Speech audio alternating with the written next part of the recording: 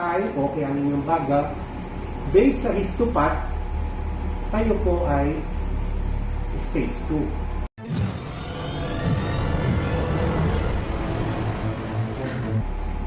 Base sa histopath. Opo, stage 2. Kung stage 2, ibig sabihin, natanggal na po yung bukol. At supposed to be, wala na yung bukol sa katawan po ninyo. Okay, kaya lang, sa pagtanggal ng bukol, may mga pros and cons.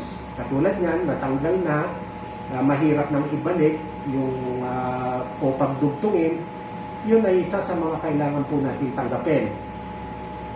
Okay? So, kung ito po yung stage 2, ito po ba'y tama na kayo'y naoperahan? Ano ang sinasabi ng treatment guidelines? Ang sabi po, hindi tayo dapat pakakampante. Kasi unang-una, ito po'y sa rectal area. Ibig sabihin, marami po siyang pwedeng kalatan. Yung mga kulani po ba, pwedeng kumalat po doon yung cancer. Ngayon, sinasabi mo sa histopath na nakarecover sila ng kulani. Kaya lang dadalawa. At sabi doon sa dalawa, negative. Tayo po ba'y matutuwa doon? Ang ibig sabihin ba nito ay wala siyang kalat. Unfortunately na, yung confidence na sa dalawang kulani, mababa. Kasi dapat dyan, mga 15 kulani pataas, kasi daming kulani po dyan eh. 15 kulani dapat ang na-recover.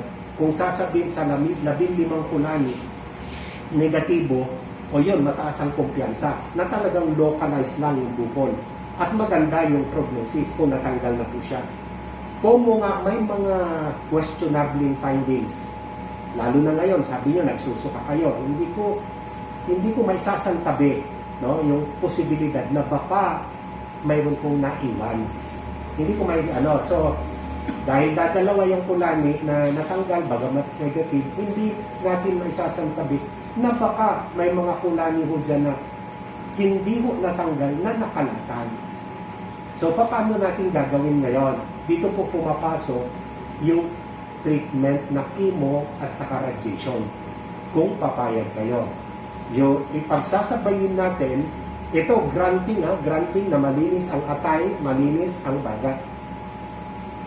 Hahabulin po natin yung mga anak dito na posibleng naiwan na hindi nakikita doon sa CT scan. Hahabulin natin. Kasi na-establish na po sa pag-aaral na kadalasang bumabalik itong sakit na ito dyan sa area na yan. So, ang gagawin natin, yung mga hindi nakuha ng surgery, susunugin po ng radiation. At sasabayan po ng chemotherapy. Pagka natapos po yun ay isang cycle pa lang. Isang cycle pa lang ng pakikibaka po ninyo. 6 na cycles lahat po yan ang gagawin po natin. So, pagkatapos ng chemo-radiation dito, magkikimo pa kayo ng 5 beses. Kayo po ba'y papayag sa ganong proseso?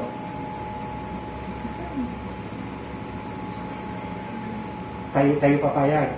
Ngayon po, Nay, ang radiation, wala dito. Ang una, Dr. radiation na. Akin ba yun sa inyo? Hindi. Sige na, ito na po yung result.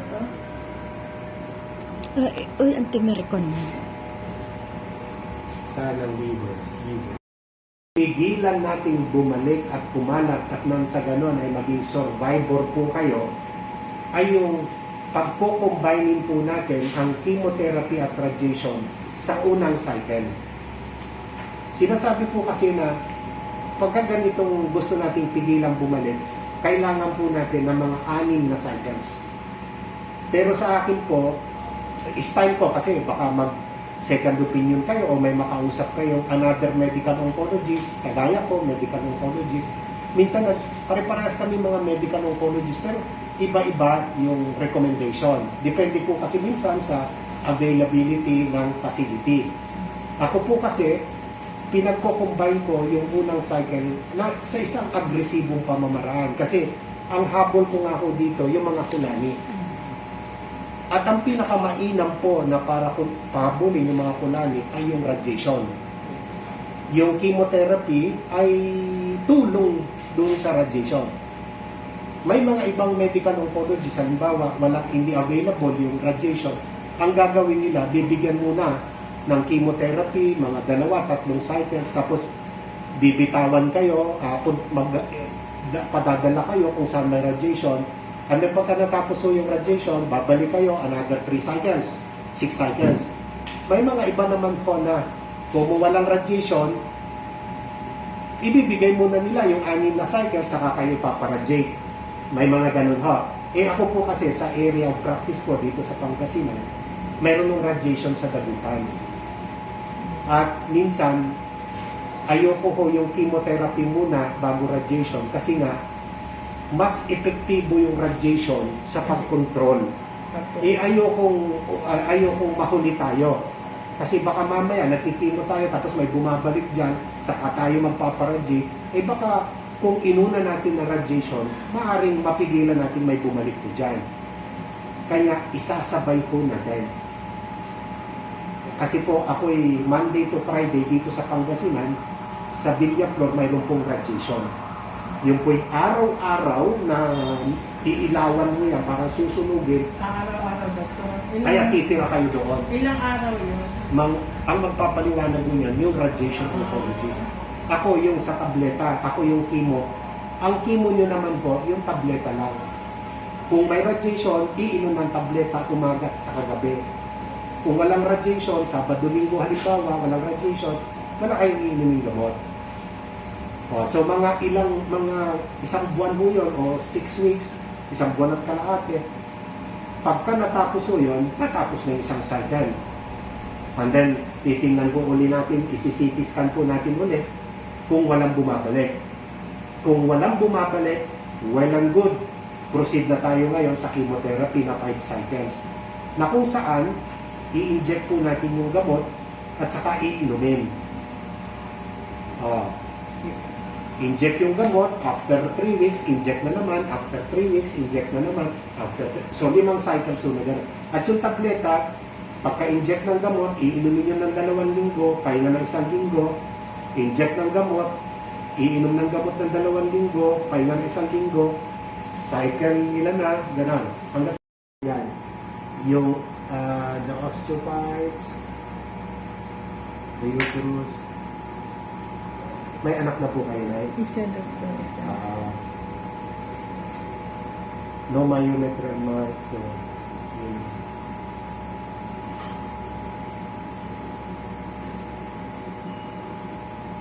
in the right lung. Mayroong incidental finding with minimal cause. Yung x-ray po ang gusto kong makita kasi sabi mo, X-ray ka ba duman sa? sabi mo niya rito sa CT scan, mayroong incidental chest finding of minimal consolidation and or pleural thickening in the right lung, in the right waist. Gusto kong makita, kasi ito nahagip lang sa CT scan, nahagip lang ito. Nahagip lang yung may nakita. Gusto kong makita ko yung... Hindi, kahit kalawa yung X-ray.